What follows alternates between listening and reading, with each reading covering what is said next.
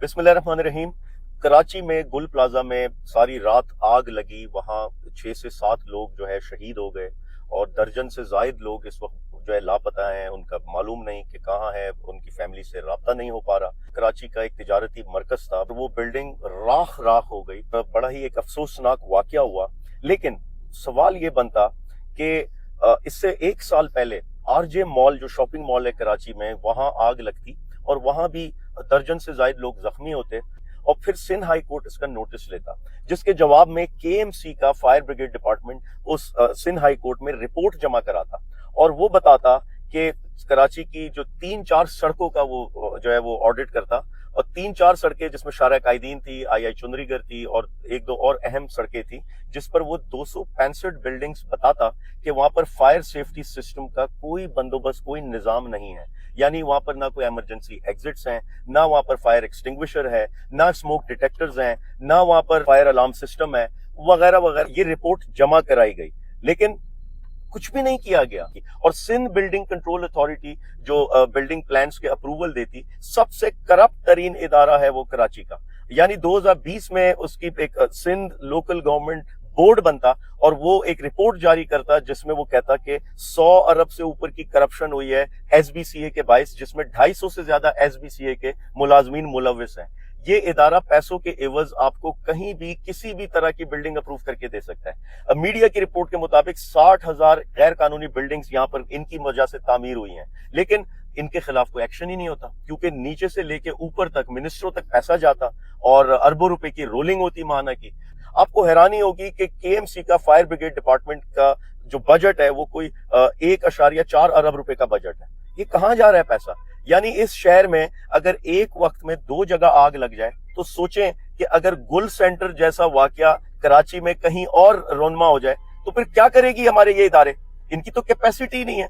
एक गुल सेंटर को बुझाने में 14 से 15 घंटे लग गए। जो फायर टेंडर होता उसमें पानी खत्म हो जाता, वो वक्त पे पहुंचते नहीं।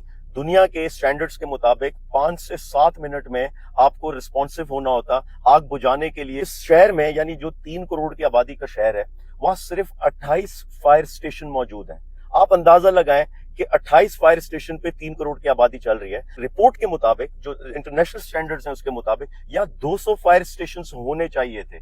असल बात यह है कि इसी शहर में बल्दिया फैक्ट्री वाला वाकया होता, इसी शहर में आरजे मॉल वाला वाकया होता, इसी शहर में ऐसे वाकयात हर साल हर महीने होते रहते। कब हम इब्तिदा करेंगे?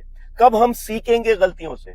यही मेयर, यही सीएम, यही सारे मिनिस्टर्स होते और फिर माजरती और ताजियती बयान जारी करते। जो लोग इसमें शहीद होते उनको कोई रिलीफ पैकेजेस दे देते और फिर अगले दिन से रूटीन की जिंदगी होती। कब हम इसको नॉर्मल समझना छोड़ देंगे? सिस्टम की कैपेसिटी बिल्ड करें। ये जो फीते काटना या इफ्तिता करना जाके या तख्तियां लगा देना, ग्राउंड्स, पार्क्स और बड़ी नुमाइशी प्रोग्राम करना, ये नाकाफी है। फायर ब्रिगेड डिपार्टमेंट है, इसकी कैपेसिटी ही नहीं है। इसी तरह Karachi water and sewerage board है, उस इदारे की कैपेसिटी नहीं है कि शहर के मसाइल हल कर सके। ना उसके पास वसाइल है, ना लोग हैं, ना प्रोफेशनल्स हैं, ना कोई प्लान है उनके पास। इन द एंड इदारे फंक्शन करते।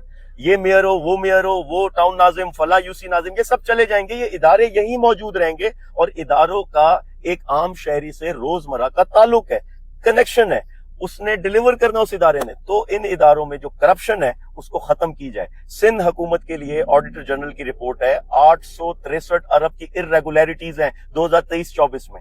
ये कब कैसे खत्म होंगी? अल्लाह ना करे कि ऐसे हादसा दोबारा रोनमा हो। लेकिन कराची वाला एक हादसे से निकलता और दूसरे में आता, कभी गटर में गिरता, कभी आग से मर जाता, कभी डंपर कुचल देता, तो कभी मोबाइल फोन छीनने वाला गोली मार के चले जाता। खुदारा इन चीजों पर अब ये कॉस्मेटिक से बाहर आकर अमली इकदामात लेंगे तो कुछ फर्क पड़ेगा। मैं खुद इस वक्त बेइंतहा बेबस फील कर रहा, क्योंकि हम कुछ कर नहीं पा रहे ऐसे माहौल में। हमसे लोग राब्ता भी कर रहे, लोग उम्मीद भी रखते, लेकिन फिक्सिट के पास वो वसाइल, वो रिसोर्सेज, वो मशीनरी नहीं कि हम आग बुझा सकते। हमारे रजाकार वहां पहुंचे जरूर कि शायद किसी को पानी दिया जा सके, शायद किसी को शेल्टर दिया जा सके, या कोई इमदाद रसी की जा सके। मुतासरीन है उनको कोई मरम पट्टी या जख्म वगैरह जो भी इस तरह की कोई या दवाई अद्वियात दी जा सके, तो ये तो हम कर सकते, लेकिन हमारे पास कोई मशीनरी नहीं थी। यही सोचते हम कोई भी इस तरह का हादसा वाकया होता कि हमारी ऑर्गेनाइजेशन क्या रिलीफ एफर्ट कर सकती। इस वक्त तक बड़ा बदकिस्मत अलमिया है कि हम कुछ कर नहीं पा रहे और हमारी वो इस्तिताअत, वो वसाइल नहीं।